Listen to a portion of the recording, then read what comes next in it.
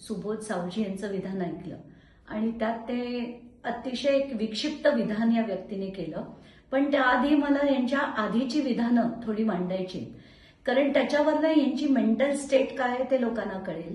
पहिलं त्यांनी विधान केलं होतं जेव्हा सरन्यायाधीश भूषण गवई यांच्यावर एक बूट फेकून जेव्हा हल्ला झाला होता, तेव्हा ते म्हणाले होते त्या माणसाचं मर्डर झालं पाहिजे. यांनी भिडे, संभाजी भिडे यांच्यावर देखील असंच विधान केलं होतं की यांना, आणि हे विधान त्यांनी गृहमंत्र्यांकडे पाठवलं होतं.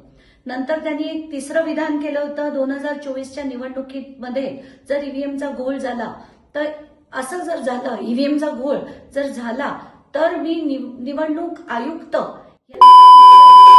म्हणजे असं बोलणारा जर व्यक्ती असेल तर याच्यावर काय बोलायचं.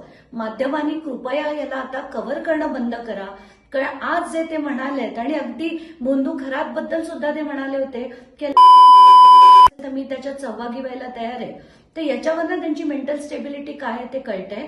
म्हणून मी म्हणते की आज त्यांनी जे विधान केलंय त्याच्यावर आपण विचार पण करू नये. कारण त्यांनी आज म्हटलंय की जेवढ्या जेवढ्या स्त्रिया होत्या ज्यांच्यावर बलात्कार झाला त्यांची नावं जाहीर करा, त्यांच्यावर FIR करा. आणि कारण त्या बायका स्वतःहून चालत जाऊन त्यांनी बलात्कार करून घेतल्यात, असं काहीतरी विक्षिप्त विधान त्यांनी केलंय. आणि मला असं वाटतं यांची स्टेबिलिटी अजिबात नाहीये. माध्यमांनी यांना प्लीज कव्हर करू नये. आज राधाकृष्ण विखे पाटलांचं जे विधान होतं ते ऐकलं आणि त्यात त्यांनी 3 महत्वाचे मुद्दे केले की ते म्हणाले की याचे पुरस्कर्ते फार मोठे होते. पण पुरस्कर्ते मोठे होते याचा अर्थ त्यांचा कुठेतरी रोख हा एकनाथ शिंदेंवर होता का? पण ते एक विसरतायत की एकनाथ शिंदे असताना गृहमंत्री हे देवेंद्र फडणवीसच होते आणि नाशिक पोलिसांनी जर कारवाई केली नसेल तर ते सरळ सरळ देवेंद्र फडणवीसांवर आरोप करतायत ह्याचं त्यांना कदाचित भान नसेल. मुद्दा नंबर 2 ते म्हणाले की हे मीच बाहेर काढलंय आणि मीच त्याच्यावर FIR करायला लावला. मग तो तुम्ही एवढे 6 वर्ष का नाही केलात? तुमचंच युती सरकार होतं, तुमचेच आधीचे जे मंत्री होते एकनाथ शिंदे होते, पण तेव्हा सुद्धा गृहमंत्री फडणवीस होते. एवढंच नाही तर आताच्या घटकेला CM आणि गृहमंत्री हे फडणवीस असताना सुद्धा जवळजवळ 1.5 वर्ष झालं तुमचं सरकार होऊन अजूनही तुम्ही त्याच्यावर कारवाई केली नव्हती. तुम्ही काय बोलताय थोडंसं विचार करून बोला.